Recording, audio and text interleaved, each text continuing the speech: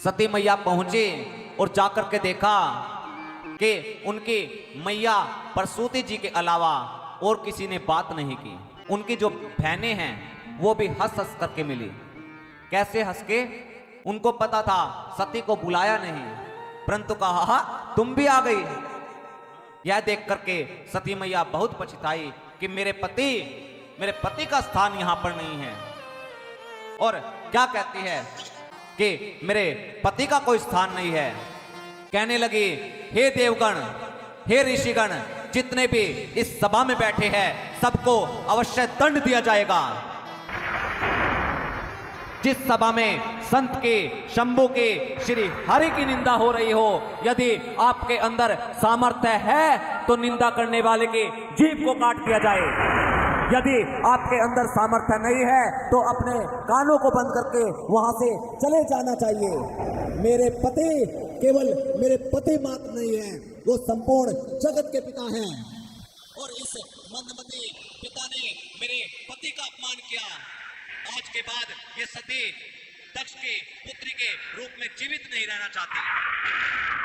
इतना कह करके सती मैया को आया क्रोध और अपने दाहिने पैर के अंगुष्ठ से योग अग्नि को प्रज्वलित किया और अपने शरीर को जला करके उसी समय भस्म कर दिया। हाहाकार मच गया। नारद जी ने जाकर के भगवान शंकर जी को बताया।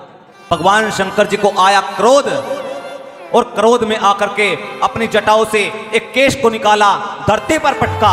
वीरभद्र प्रकट हुए। वीरभद्र को कुपित किया।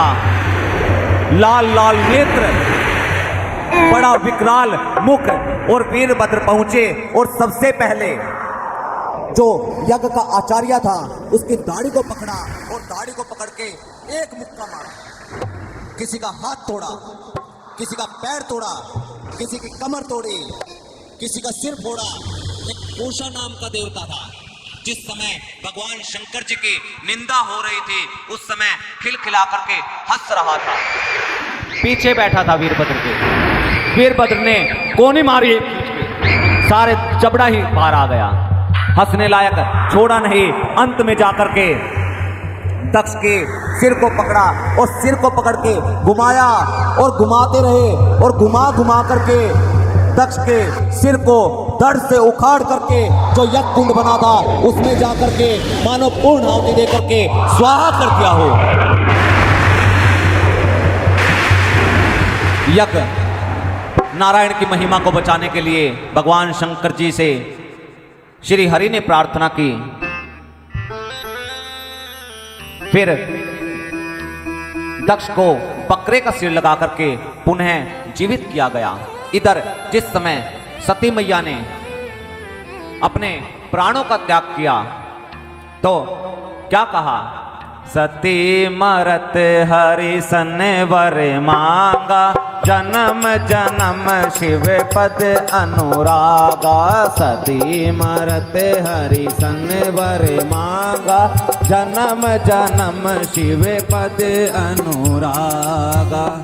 सती ने प्रभु राम जी से प्रार्थना की कि मैं जन्म जन्म तक भगवान शिव जी के चरणों की दासी ही बनी रहूं। राम जी से ही क्यों प्रार्थना की? क्योंकि सती मैया जानती है कि मैंने राम जी के प्रति अपराध किया है।